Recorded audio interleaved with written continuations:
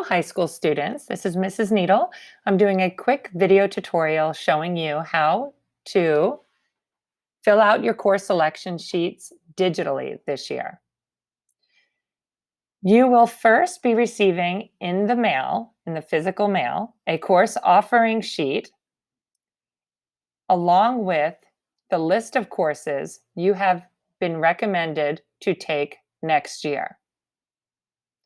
After reviewing this and making your choices, you will come to the portal. You will sign in as yourself, not as your parents. Your parents' access will not have access to this form. Once you're in the portal, you're going to go ahead and click My Backpack. My Backpack will open up to your summary, your academic info, and My Forms and Documents.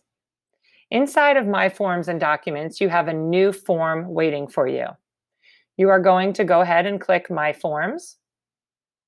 Once it opens up, you are going to make sure to click Request for 2021-22 and that your grade is correct. So in this case, it is grade 9.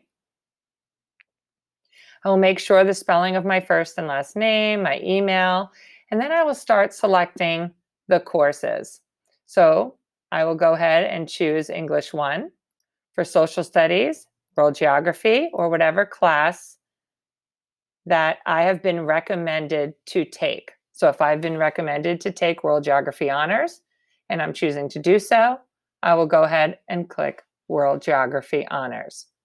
For science, same thing, same process. I'm going to go ahead and check off the box that shows what I have been recommended to take. Math,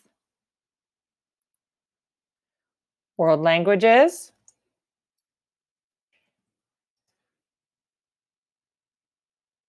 elective, and so on and so forth. And you will just fill out these boxes. Please make sure to choose 2 alternative electives.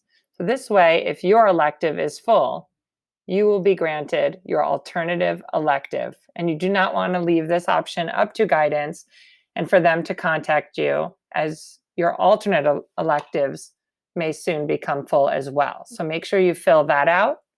In the comments, you can feel free to leave any comments or notes, especially to your guidance counselors, as they are the ones that will be reading this. And you're going to go ahead and click Submit. Mine did not submit because it's telling me that I did not fill out all of the requirements. So make sure to do that and click Submit, and it's easy as that. I hope this helps. Have a great day and a great rest of your year.